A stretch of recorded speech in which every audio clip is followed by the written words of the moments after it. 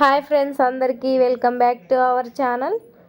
Today video వచ్చేసి క్రిస్పీగా క్రంచీగా వేడి వేడి పకోడీ ఎలా ప్రిపేర్ చేసుకోవాలో చూసేయండి. ముందుగా ఒక గిన్నె తీసుకొని ఆ గిన్నెలోకి చూపించిన కప్తో 2 కప్స్ ఆనియన్స్ తీసుకోవాలి. తర్వాత సన్నగా తరిగి పెట్టుకున్న కొద్దిగా కరివేపాకు, ఒక పచ్చిమిర్చి సన్నగా తరుక్కొని ఈ విధంగా వేసుకోవాలి. చిటికెడు పసుపు, కొద్దిగా టేస్ట్కి సరిపడా కారం, మీ టేస్ట్కి తగినంత కారం, కొద్దిగా ఉప్పు, కొంచెం ధనియాల పొడి,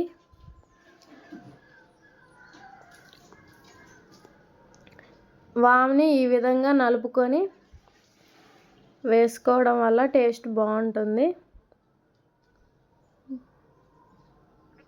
కొద్దిగా జీలకర్ర,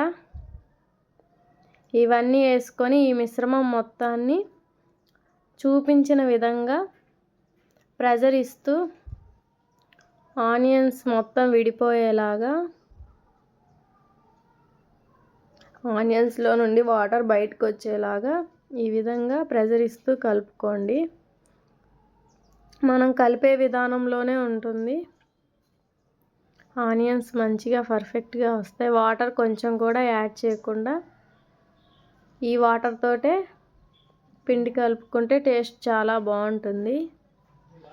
చూసారా ఎంత పర్ఫెక్ట్గా కలుపుకున్నాను. ఈ విధంగా మంచిగా కలుపుకోవాలి. 2 కప్స్ ఆనియన్స్కి నేను 1 కప్పు శనగపిండి తీసుకుంటున్నాను.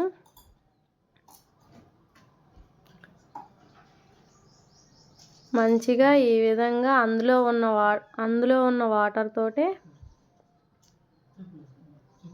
కలుపుకోవాలి.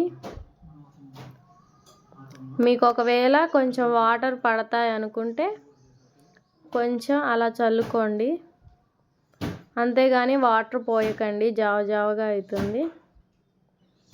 నాకైతే ఇవే వాటర్, ఇందులోని వాటరే సరిపోయాయి. చూసారా ఈ విధంగా పర్ఫెక్ట్గా మనకి పకోడీ వచ్చే విధంగా కలుపుకోవాలి.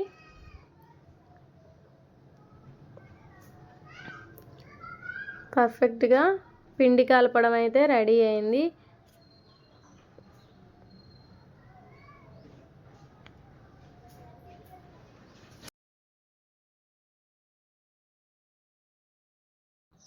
తర్వాత స్టవ్ ఆన్ చేసి డీప్ ఫ్రైకి సరిపడా ఆయిల్ని తీసుకొని, ఆయిల్ హీట్ అయ్యాక చూపించిన విధంగా పకోడీలను వేసుకోవడమే. చూసారా పర్ఫెక్ట్గా ఈ విధంగా చిన్నగా పకోడీలను వేసుకోవాలి.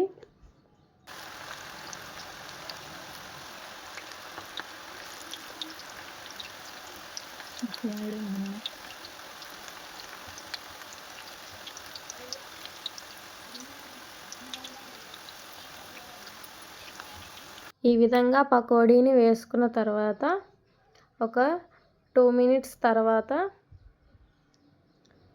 చూపించిన విధంగా అడుగంటకుండా ఈ విధంగా కలపాలి. మళ్ళీ అలా వదిలేయాలి. ఇలా వదిలేసి మళ్ళీ ఒక 2 మినిట్స్ ఆగి అటు ఇటు తిప్పాలి.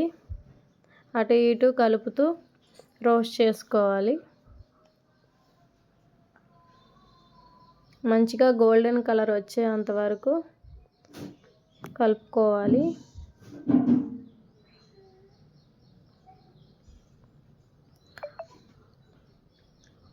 చూడండి, చూసారా ఈ విధంగా పర్ఫెక్ట్గా రోస్ట్ చేసుకోవాలి. ఇలా మంచిగా గోల్డెన్ కలర్ వస్తేనే మనకి పకోడీ చాలా క్రిస్పీగా టేస్టీగా ఉంటుంది. అంతే, పకోడీ అయితే రెడీ అయిపోయింది. చూపించిన విధంగా ఒక సిల్లులు గిన్నె తీసుకొని ఆ గిన్నెలోకి మనం రెడీ చేసిన పకోడీని వేయాలి. ఈ విధంగా తీసుకోవడం వల్ల ఆయిల్ ఏమన్నా ఉన్నా కొంచెం పోతుంది. అంతే, పకోడీ అయితే రెడీ అయిపోయింది. ఇంకా కొంచెం పిండి మిగిలిందిగా, ఆ పిండి కూడా చూపించిన విధంగా చిన్న చిన్నగా పకోడీలను వేసుకోవాలి. అంతే, మన పకోడీ అయితే రెడీ అయిపోయింది. మంచిగా ఈ విధంగా రోస్ట్ చేసుకోవాలి. అంతే, పకోడీ అయితే రెడీ అయిపోయింది. తర్వాత గార్నిష్ కోసం కొంచెం కరివేపాకు తీసుకొని ఈ విధంగా కరివేపాకును కూడా ఫ్రై చేసుకోవాలి. అంతే, వేడివేడి పకోడీ అయితే రెడీ అయిపోయింది. చాలా టేస్టీగా క్రిస్పీగా చాలా బాగుంటుంది. ఒకసారి మీ ఇంట్లో ట్రై చేయండి. Thanks for watching. ఈ వీడియో కనుక మీకు నచ్చినట్లయితే లైక్ చేయండి, షేర్ చేయండి, మన ఛానల్ని సబ్స్క్రైబ్ చేయండి.